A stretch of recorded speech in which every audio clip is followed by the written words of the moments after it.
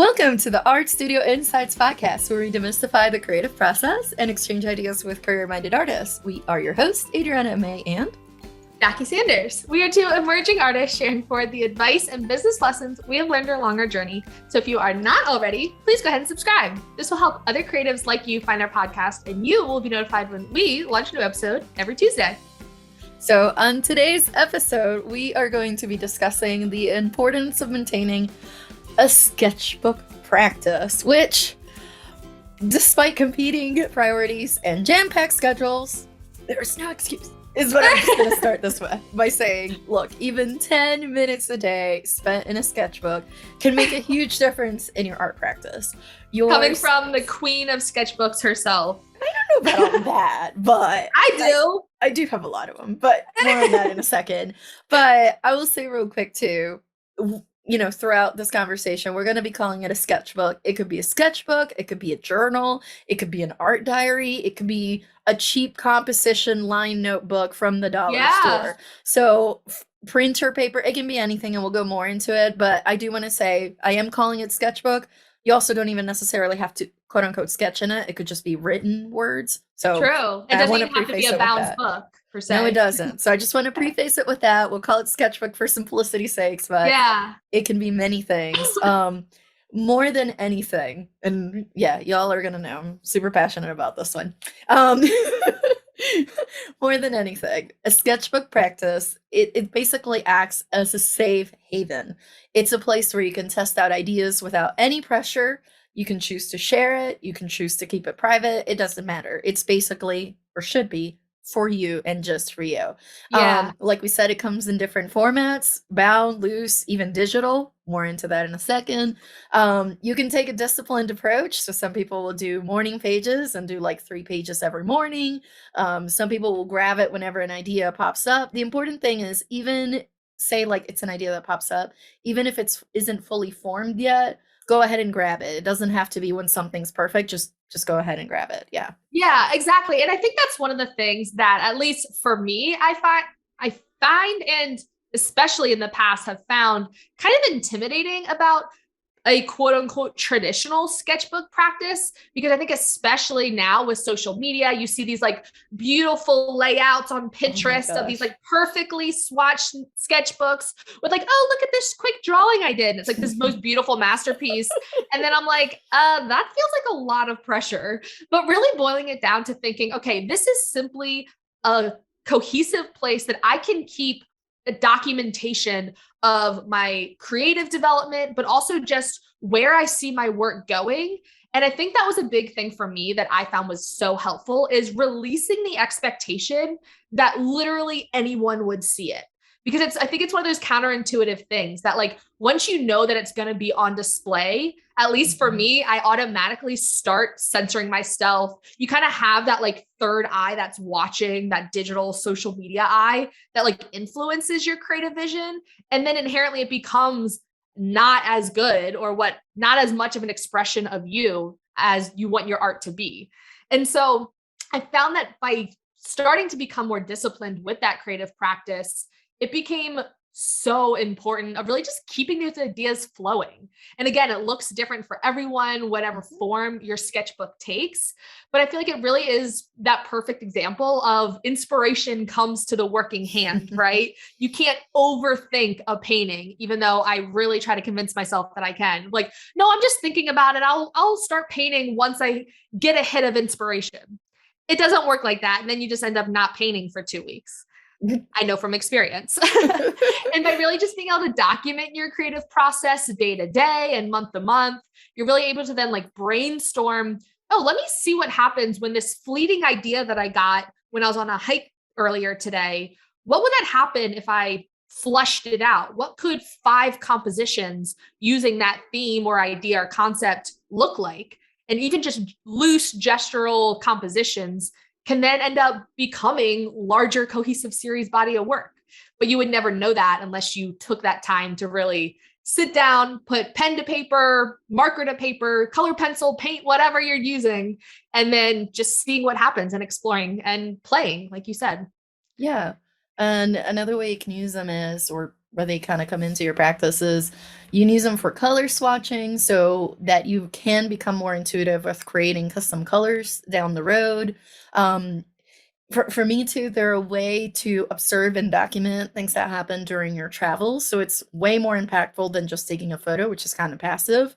Yeah. You're actually immersed in the moment and recollecting it through the practice itself. You can also use it, or at least for me, it often becomes a starting point for themes or styles that will later emerge in the work, sometimes years later. And this actually just Yes. happened. I was like showing other artists some, actually in this case, digital sketches I had done at least 2 years ago. And we're looking at the work, or she was looking at the sketch, she was looking at my art, and she's like, this was 2 years ago, but you're doing this now. Did you Yeah. purposely bring this back up in order to do it now? And I was like, no, I actually have not looked at this in about 2 years. And That's when just you know it's now, like your natural style. yeah, yeah. And that's when I was just like, I mean, some things, colors and whatever's had to change, but like the concepts of it, kind of like I did a series on casitas, that was a concept for little homes that I had already like written down. That wasn't even a sketch, that was just written down in a journal like 3 years ago of like things I would like to paint, like I'm interested Yeah. in.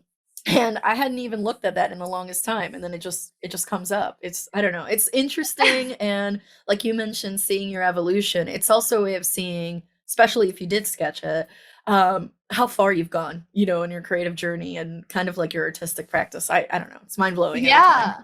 Yeah, I love that. And that has also happened to me too, especially when I was doing in academia in college. That was like one of the assignments, it was like keep a sketchbook for the class. So it was like required.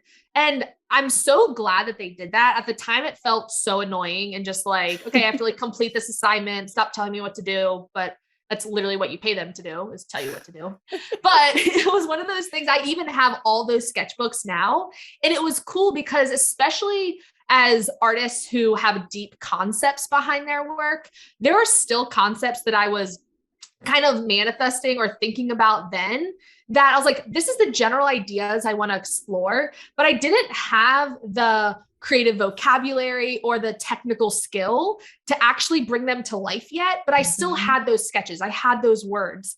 And it's really cool now thinking, okay, myself 10 years ago, 5 years ago, already had the like baseline surface. If you almost think of like the water, it had the ripples in the water thinking about this concept. Now I just have the scuba gear to like actually dive in and explore it, which is so cool.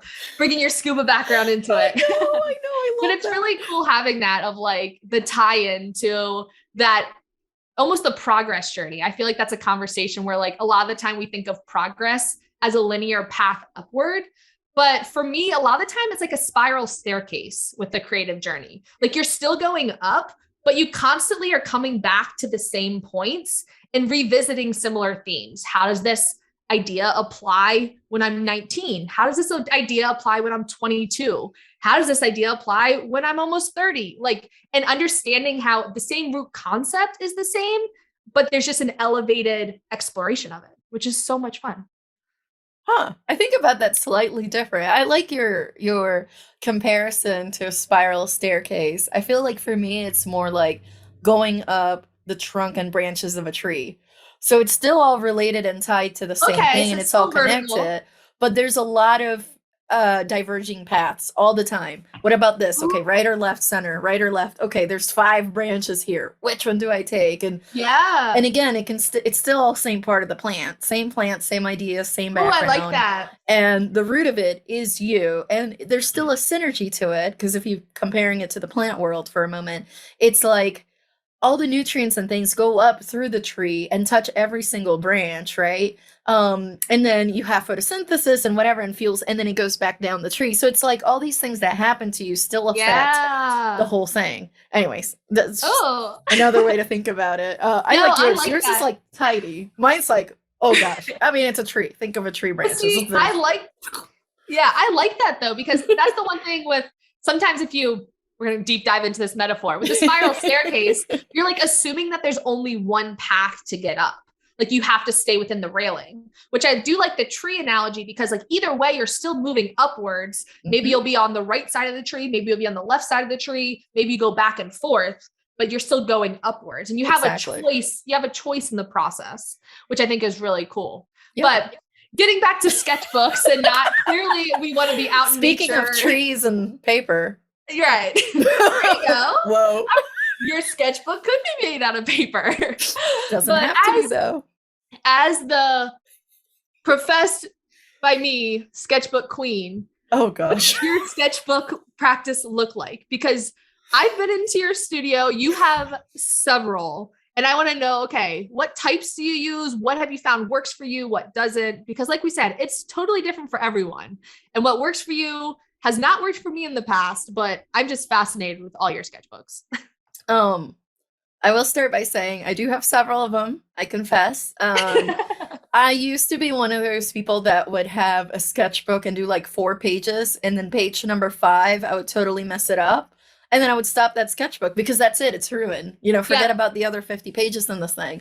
It's not Pinterest worthy anymore. It's done. Yeah, no, it's done. We're done. But honestly, what I learned over time was once I started having more than one at the same time, then it took some of that pressure off. Because you can have like well, actually, some people do call them junk journals. That's a whole different genre. We're not going into that, not for this conversation. But like you can have journals where it's just practice stuff that nobody sees. You can have journals that are more for actual painting studies. In my case, I have an actual color journal, and it's just color swatches and some color combinations, but it's all about color. There's no paintings in it per se. You can have an ideas journal or sketchbook. Like for me, variety is the spice of life when it comes to journals. So I'll say, I have them, they're all in different sizes. So I think my smallest one is like a 4x4. It's a tiny little baby. Okay. Biggest one is like 18 by 24. So it's freaking like a sketch huge. Pad. Yeah. Yeah, it's like a big spiral thing. It's huge. And then like different formats as well. So some of them are squares, some of them are thin landscapes, some of them are portrait orientation.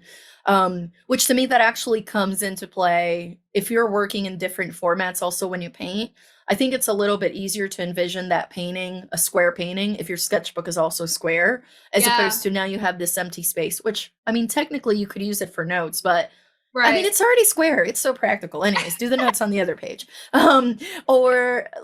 Anyway, so that's where that's going. And then also, I find it important to work with different types of paper. So it can be watercolor paper. Honestly, if you have nothing else, I would use watercolor paper for those of you that use wet media of any sort, simply because you can also use acrylics on it. You can still use markers on it. You can still use colored pencils on it. Nice. You can use almost anything on watercolor and mixed media paper, versus say something like Bristol paper that's more literally sketch, like pencil and maybe some pens graphite. And etc. Exactly. So, some of those are going to be more limited. So yeah, when you go to the store, they may not be called just sketchbooks. You may be looking at a mixed media pad or might have a name like that. Yeah. And then that's on the analog side of things in terms of what I work with. The digital side of things, Fresco and Procreate. I am an Adobe fan. No, I don't get paid to say this. I keep going back to Fresco, but it's also because I use Photoshop and Illustrator and some of their other, a lot of their other suites. So it's convenient having it there, and then I can import it into other of their programs and keep all the layers and all the things in it. So I would say definitely sketching on an iPad has been huge. And I don't have to carry a lot of sketchbooks. Yeah, go ahead. Yeah, and you use like the actual pen, and you can download different brushes in case some of the listeners aren't aware of those digital programs. Yeah, you basically have an iPad, you have an Apple Pencil, and you can basically sketch and draw and turn on and off different layers. Yeah, using different color swatches, brushes. Yeah. And really, I see you use that all the time. Both to start paintings, but also in the middle of paintings as well. And to finish paintings too.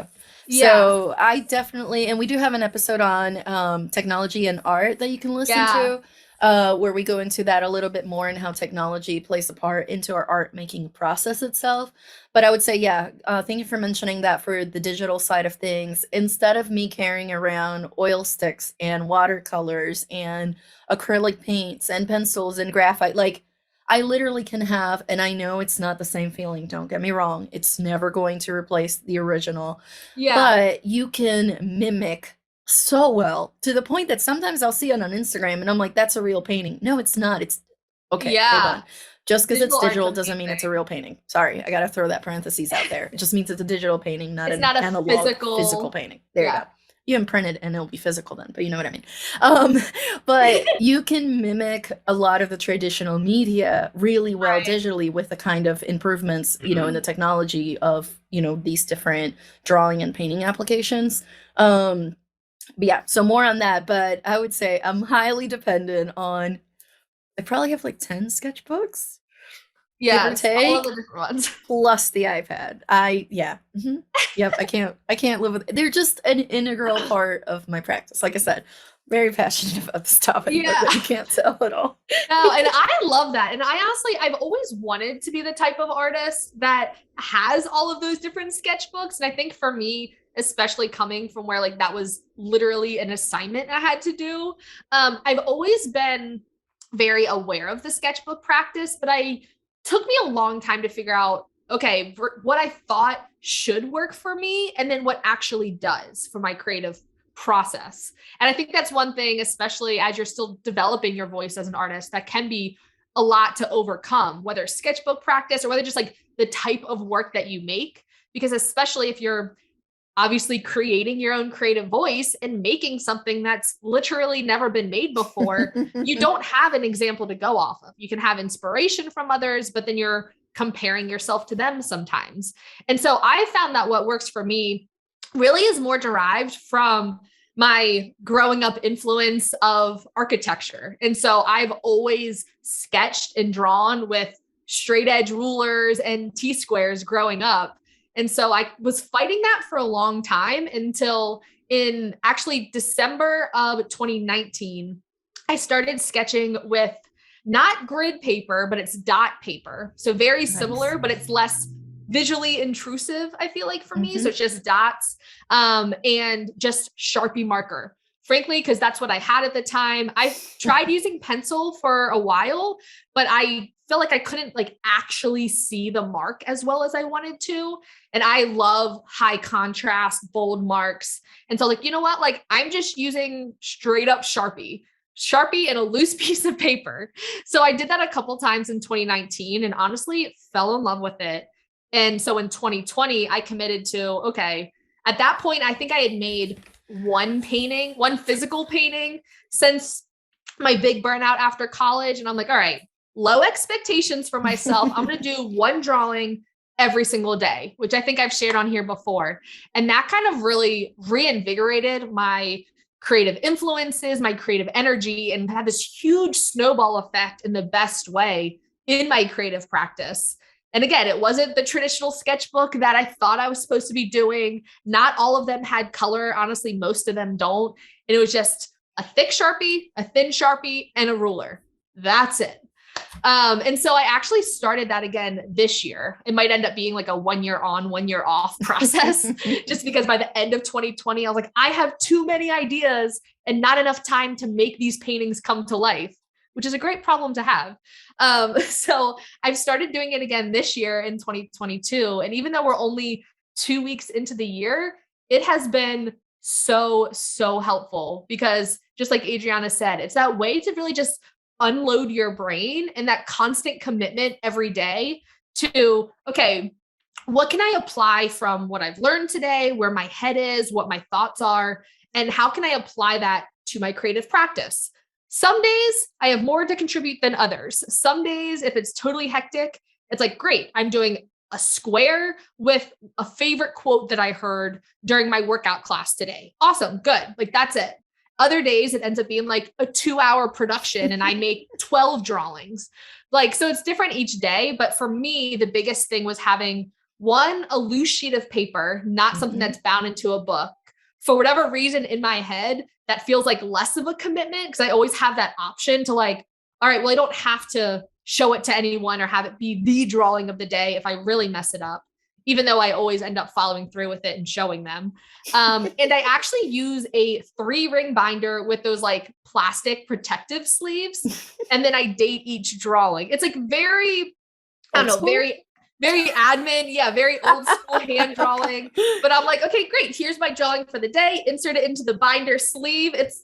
I don't know what it is about it, but I love it. And it works for me. And I think that's the biggest thing is like, okay, I've never seen anyone else do it, but it's what works for me. And it's what brings me happiness. And I love that I can, if I had a composition that I really like, that I want to build into a larger painting, I can pull the drawing out of the sleeve, keep that in the studio, but I still have the binder of all the other drawings with me the rest of the time. So I just carry it in my backpack. And I like that I can like remove this and use it for what I need, but then it also has a place to go back into the properly dated day 1, day 2, day 3 organized book for when I'm at the end of the year. Yeah.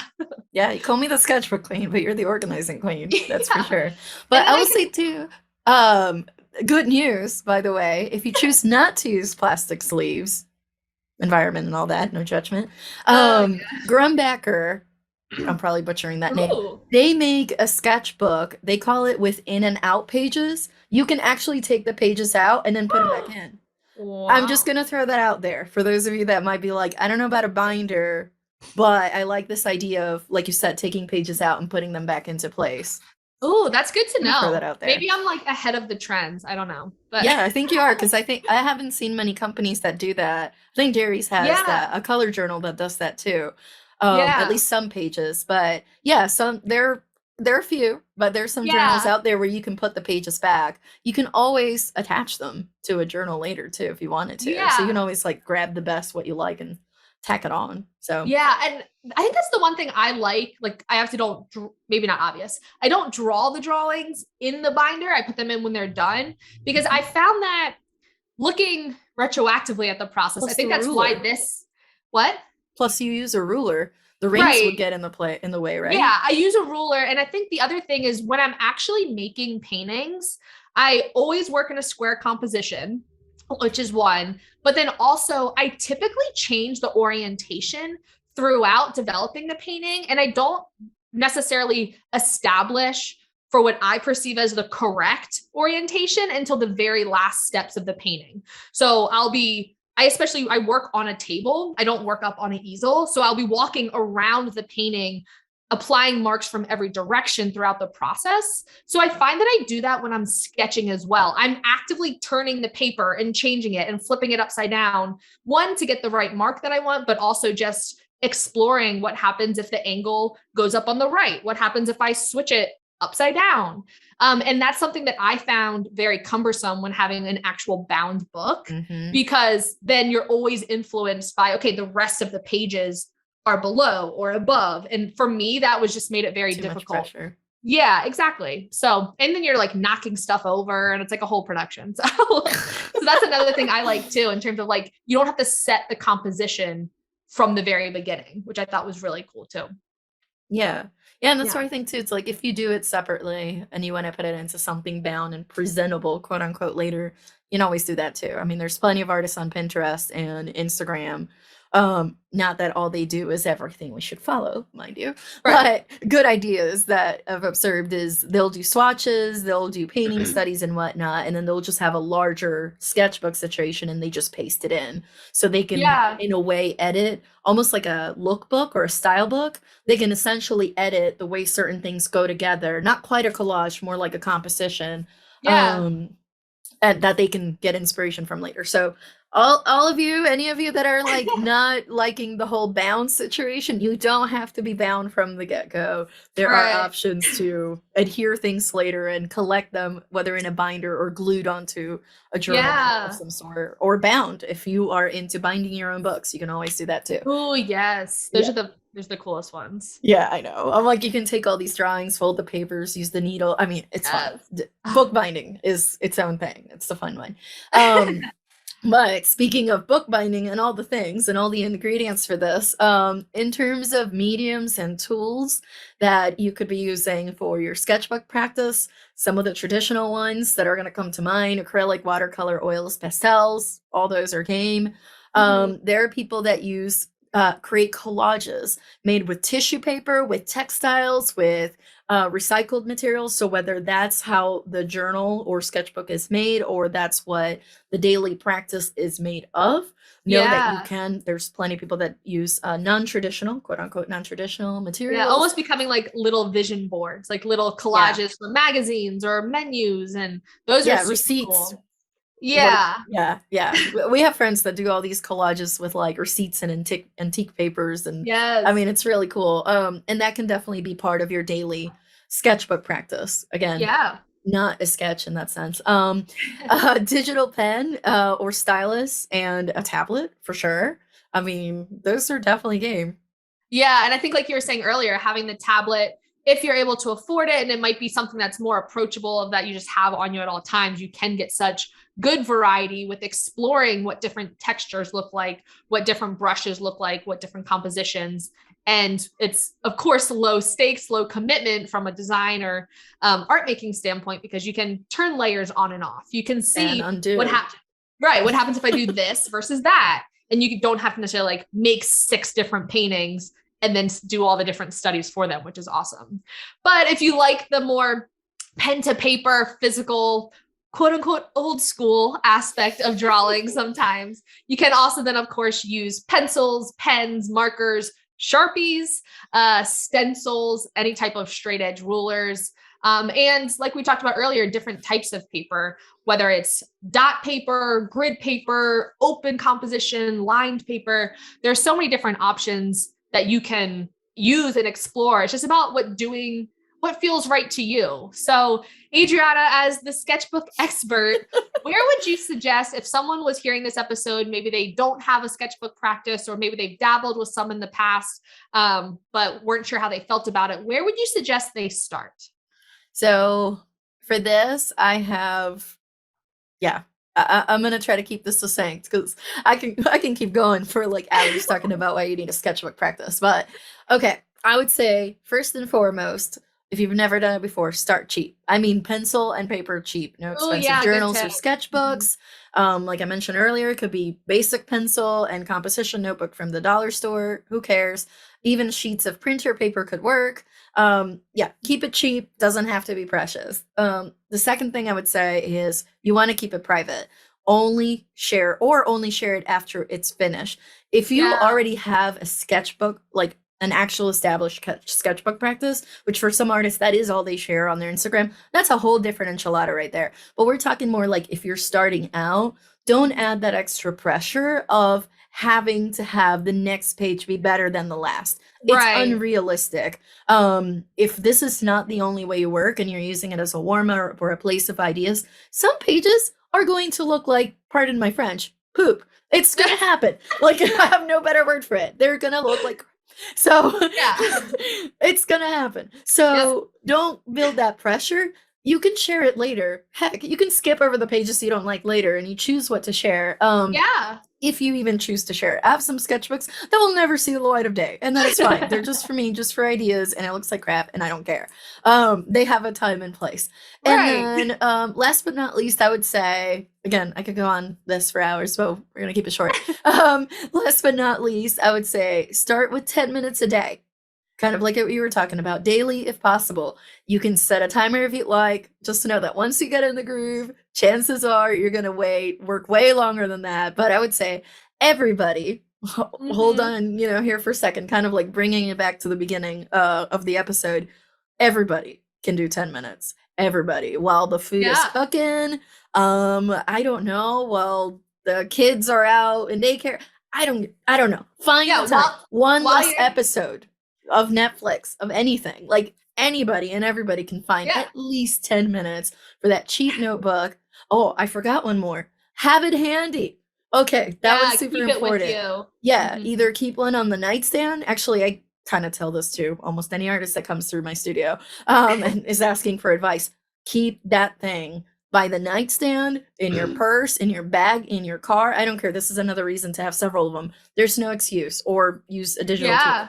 Have it wherever, so when the idea pops up, you're not just like, oh yeah, I left this behind when I get home 3 hours from now after this hike, I'll do it. No. Grab something. Even if it's just recording, you probably have your phone with you. Not that we want you to look at the screen, but maybe you can voice record the idea that just popped up during that nature hike.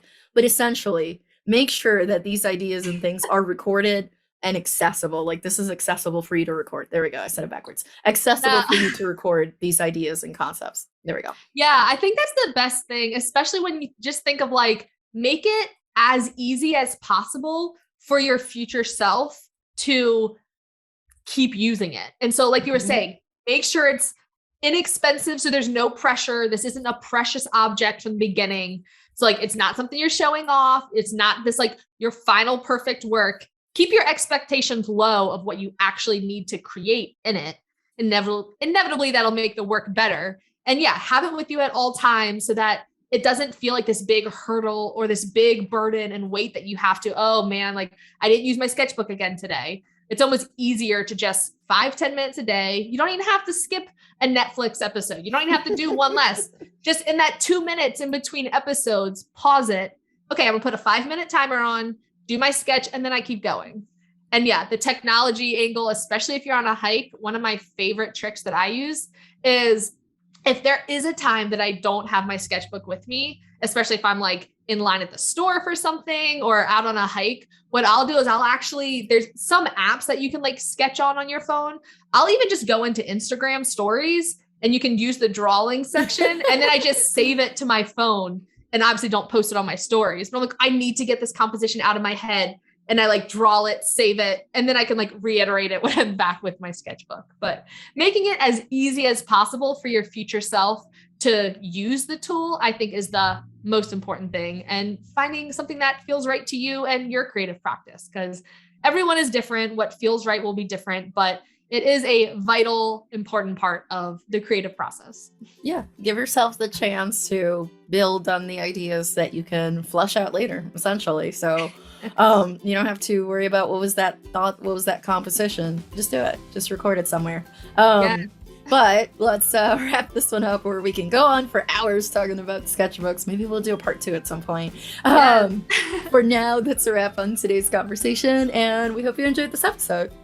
As always, both of our blogs will be linked in the show notes where you'll find episode notes as well as links to all of our other podcast episodes. As always, if you want to stay connected with us in between episodes, share what you have learned, maybe you have some sketchbook tricks up your sleeve, you can share with us and follow us on social media. I'm at May Art across all platforms. And I'm at J Sanders Studio on all platforms. Thank you so much for listening. We'll talk to you next week.